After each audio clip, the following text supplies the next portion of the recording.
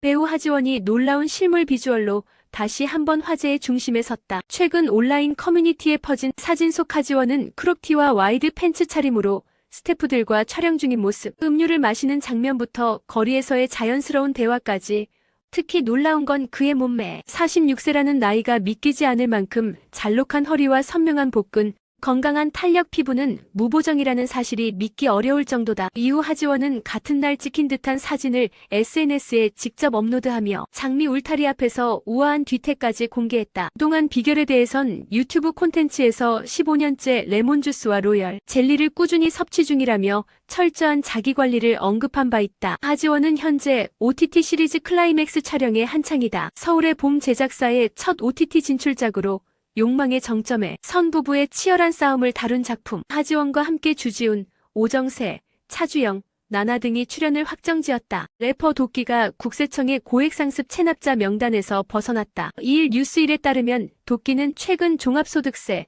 지방세, 건강보험료 등을 포함한 총 6억 7,200만 원의 미납 세금을 전액 납부했다. 그는 지난 2023년 국세청이 발표한 고액 체납자 명단에 이름을 올렸으며 과거 방송을 통해 공개한 호화 생활과 맞물려 여론의 문매를 맞았다. 특히 슈퍼카, 명품, 고급 주택 등 사치스러운 소비 패턴을 과시해왔던 도끼의 체납 사실은 대중의 실망감을 키웠고 그에 대한 비판 여론은 더욱 거셌다. 하지만 이번 완납으로 명단에서 해제될 것으로 보이며 이미지 회복의 전환점이 될 수 있을지 주목된다. 한편 도끼는 지난 2월 지병으로 투병 중이던 어머니가 밸런타인데이에 호스피스 병동에서 평화롭게 세상을 떠났다고 전하며 모친상 소식을 알리기도 했다.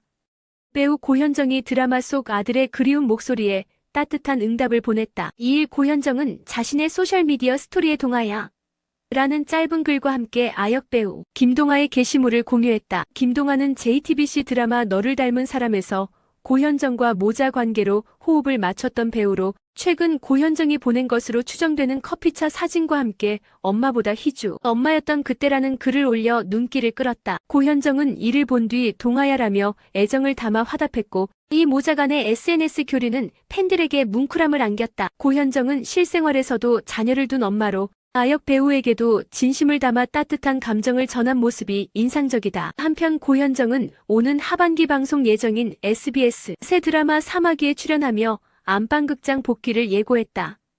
가수 태진아의 아들 이루가 음주운전 논란 이후 자숙 중인 현재 상태를 공개했다. 이일 이루는 자신의 소셜미디어에 꼬였다. 단단히 더 늦기 전에, 돌이킬 수 없기 전에, 후회하기 전에라는 글과 함께 병원 사진을 게재했다. 공개된 사진 속 이루는 물리치료를 받기 위해 병원을 찾은 모습으로 무릎에는 붕대를 감고 있고 어깨에는 석회성 건염까지 겹쳐 고통스러운 상태임을 털어놨다. 그는 몸도 마음도 만신창이네라는 말로 현재 심경을 전했다. 이루는 지난 2022년 음주운전 후 운전자 바꿔치기 혐의로 징역 6개월에 집행유예 1년, 벌금 10만 원을 선고받고 연예계 활동을 중단한 상태다. 2005년 까만 안경, 흰눈 등으로 사랑받았던 이루는 현재 반성과 치료에 집중하며 자숙의 시간을 이어가고 있다.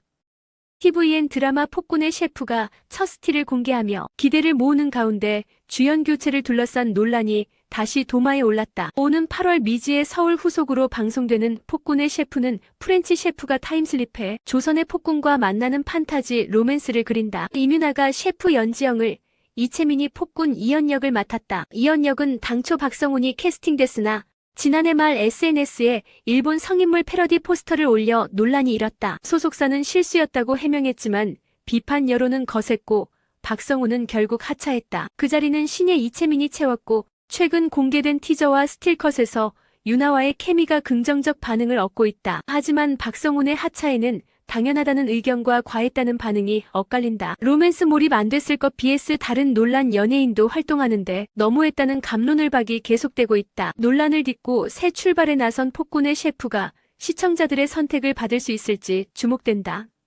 배우 심은하의 복귀설은 사기극으로 드러났다. 6월 3일 헤럴드 경제에 따르면 의정부지법 고양지원은 심은하를 사칭해 출연 계약을 꾸민 A씨에게 징역 2년 6개월에 집행유예 4년을 선고했다. A씨는 사기, 사문서 위조 등 혐의로 유죄 판결을 받았다. 앞서 2023년 제작사 바이포엠은 심은하와 계약을 체결했다며 보도 자료를 냈지만 시문아 측은 계약한 적 없다고 부인했다. 알고 보니 A씨는 시문아의 남편 지상욱 전 의원과 친분이 있다며 에이전트 행세를 하고 시문아 명의의 위조 위임장을 제출해 16억 5천만 원을 가로챘다. A씨는 범행이 드러나자 전액을 반환했고 법원은 이를 고려해 집행유예를 선고했다. 재판부는 시문아와 바이포엠 모두 피해자라고 판시하며 사건은 A씨 단독 사기극으로 결론났다. 시문아 복귀설은 결국 조작된 계약에 의한 해프닝이었다.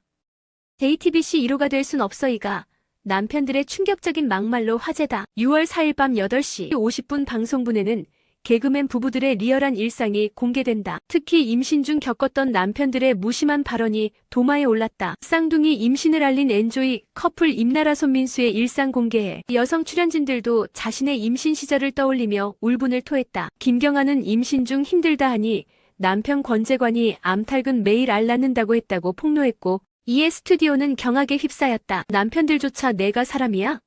라며 권재관에게 분노했다. 이외에도 배 아프다니까 화장실 가보라더라. 유전자 검사하자더라 등 황당한 막말 사례가 속출했다. 심지어 한 출연자는 회상 도중 눈물을 터뜨려 녹화장을 숙연하게 만들었다. 막말도 한계가 있다는 걸 보여주는 JTBC 1호가 될 순 없어이는 이날 밤 시청자들의 분노와 공감을 모두 자극할 예정이다.